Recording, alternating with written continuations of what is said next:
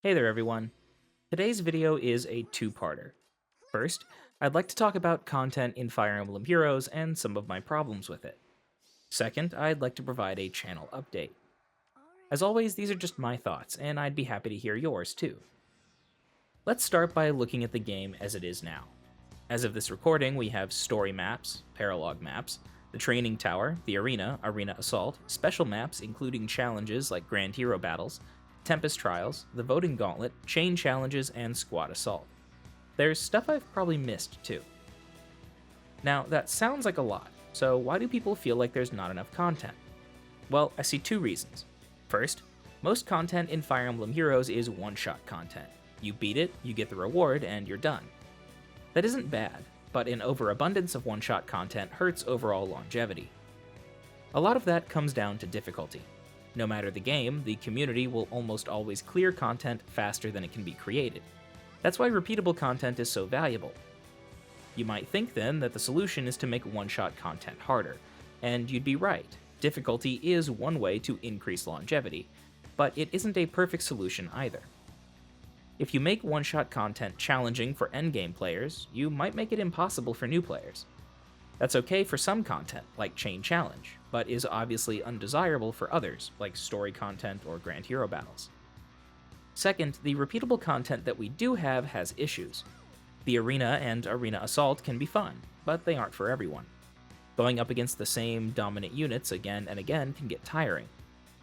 The Tempest Trials is exciting for the rewards, but it isn't always available, is almost entirely passive, and goes on a bit too long in my opinion. There's an issue, I think, when auto-battling through content is the preferred way to play. The voting gauntlet is, well, let's be honest, it's kind of terrible, and it could use a complete overhaul. So what do I think we need? Well, in short, I don't think that we need so much one-shot content. Instead, I think we need regular, repeatable, and rewarding game modes, and at least one of them shouldn't be dependent on the arena metagame or time limited. Plus, I want more modes that encourage us to field a wide roster, but in a different context. What could such a mode look like? Let's look at an example, the Shadowlands mode in Marvel Future Fight. Shadowlands is a multi-floor challenge tower.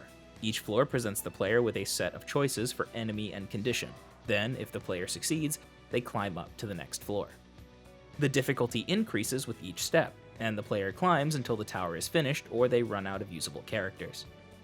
Like the assault modes in Fire Emblem Heroes, characters in Shadowlands cannot be used multiple times, encouraging you to save valuable units and build up new ones to fill out your roster. Rewards are excellent and are earned based on progress, letting new players or those with weak rosters get something no matter what, week to week. They also reset at a set time and are not dependent on any sort of event schedule. I feel like Fire Emblem Heroes is well positioned to do something similar, and such a mode could be made to fit with the Fire Emblem theme in a variety of ways. I've seen plenty of great suggestions on the subreddit, in various forum threads, or even discussions with people on Discord. This is just what I want though, and I understand that my preferences might be different from your own. In other news, the channel has recently hit 3,000 subscribers. That is completely and utterly crazy to me, but thank you all very much for watching. Going forward, I'll try my best to keep things interesting by mixing them up. I'd also like to start streaming, although streaming Fire Emblem Heroes is kind of tricky for me with my current setup. Stay tuned for more on that front sometime soon. I'm still undecided on setting up a Discord server. On the one hand, I'd really like to communicate with you all more directly. On the other, actually managing a server would take time that I honestly just don't have. Still, communication is a thing. I've set up a Twitter account for the channel, so feel free to follow me and reach out there. The link is in the description below. I know that Twitter isn't as convenient as Discord for a lot of you, but it's also way less maintenance. Finally, I feel like it's about time for a Q&A video. Feel free to leave a comment on this video or tweet me with any questions that you want me to answer. I'll do my best to answer all of them, within reason. No clue when that video would actually go up, but once I have enough questions for a good video, I'll get it done as soon as possible. Thanks again for watching. As always, I hope to see you next time. Take care.